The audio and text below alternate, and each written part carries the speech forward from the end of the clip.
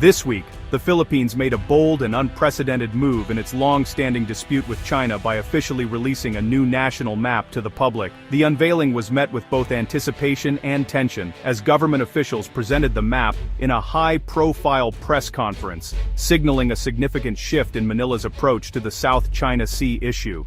The new map directly challenges Beijing's sweeping claims over the South China Sea, a region that has become one of the world's most contested maritime flashpoints. By redrawing its maritime boundaries, the Philippines is making it clear that it will not back down in the face of growing pressure from China. The map formally asserts Philippine rights over key areas, like Scarborough Shoal and other vital territories, explicitly rejecting China's controversial 9-dash line. This move reinforces Manila's stance under international law, particularly the 2016 Hague Tribunal, ruling that invalidated much of China's maritime claims. But this isn't just about redrawing lines on paper. It's a powerful message to the world that the Philippines will no longer accept China's narrative or tolerate intimidation at sea. The government is standing up for its people, especially the fishermen whose livelihoods depend on these waters. The timing of the map's release follows a series of tense confrontations at sea, highlighting Manila's determination to defend its fishermen, natural resources, and national sovereignty. Each incident has only strengthened the country's resolve to assert its rights. By codifying its claims in an official document, the Philippines is setting a new baseline for future diplomatic and legal battles. This act demands greater clarity and support from the international community, urging other nations to recognize and respect the rule of law at sea. The new map forces other nations to take a stand. Will they support a rules-based international order, or accept territorial claims made by force and coercion? The world is watching, and the stakes have never been higher for regional stability.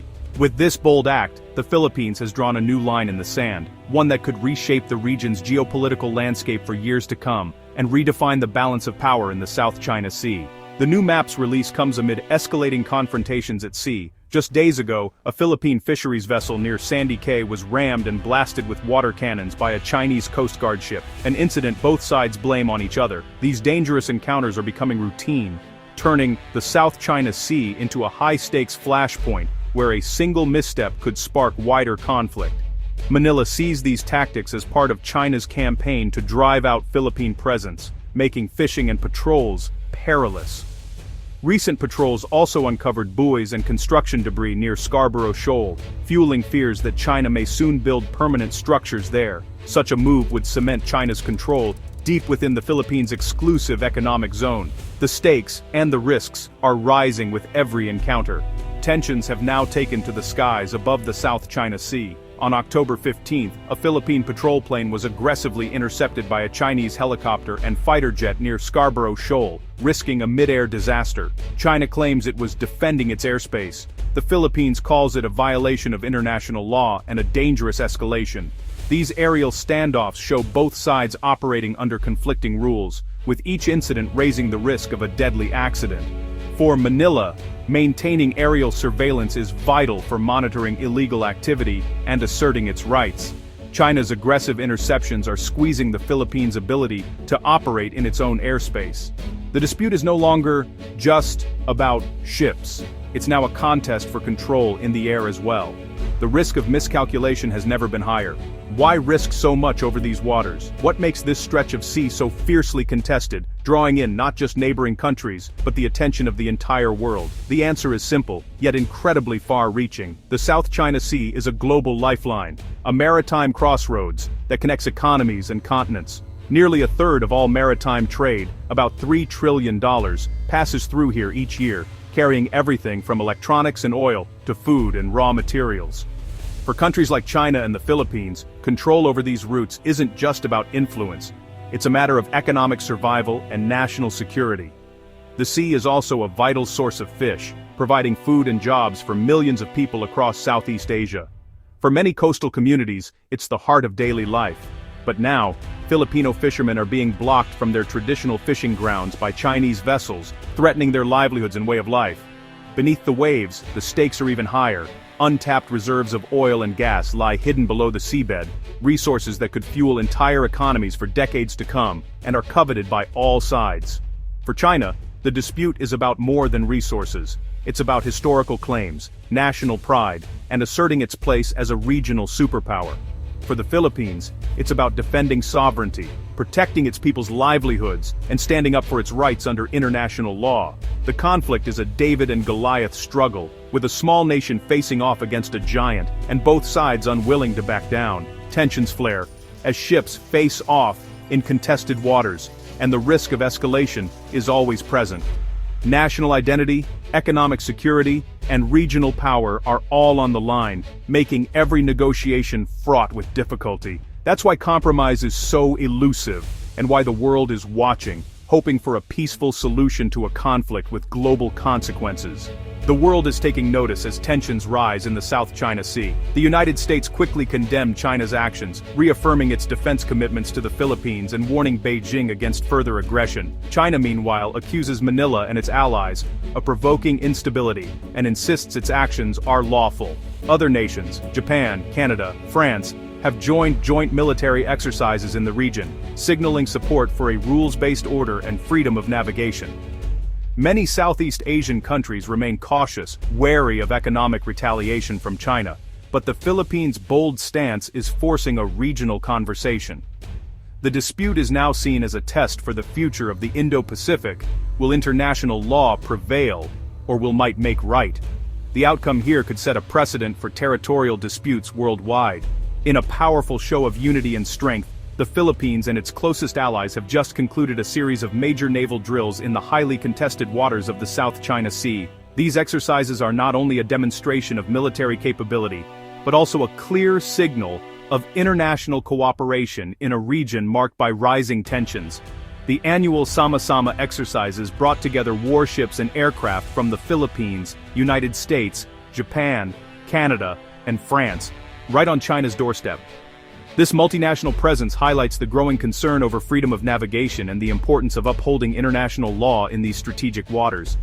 These drills weren't just for show, they included live fire exercises, anti-submarine warfare, and complex coordination between navies, building real interoperability among the allies. Crews practiced responding to simulated threats, sharing intelligence, and working together under pressure, skills that are vital in any real-world conflict scenario. For Manila, these partnerships are absolutely essential. Its military alone can't match China's might, but together with its allies, they form a credible deterrent. The presence of larger, more advanced Allied vessels alongside Philippine ships sends a strong message of solidarity and mutual defense. The message to Beijing is clear. Any aggression against the Philippines could draw in a powerful coalition of nations, ready to defend the rules-based order and regional stability. The proximity of these drills to China's claimed waters underscores the seriousness of this commitment. These exercises not only strengthen the Philippines' defense capabilities, but also send a warning that the region's stability is a shared priority for many countries.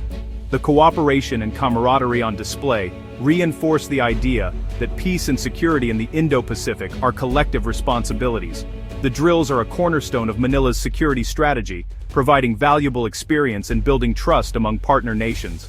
They also help the Philippines modernize its forces and adapt to new maritime challenges. Ultimately, these exercises demonstrate that the Philippines is not standing alone.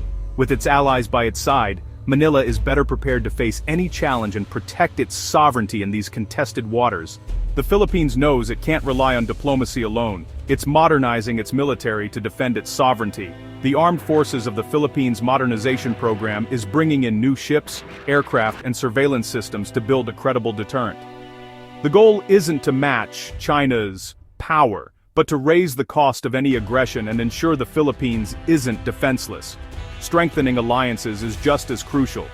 Expanded U.S. access to bases, more joint exercises, and deeper intelligence sharing all bolster Manila's position. This two-pronged approach, self-reliance and robust partnerships, creates a formidable challenge to any attempt to change the status quo by force. The Philippines is investing in its own security and signaling its resolve to defend its rights. It's a long-term strategy for survival in a contested region. Manila is determined to shape its own future.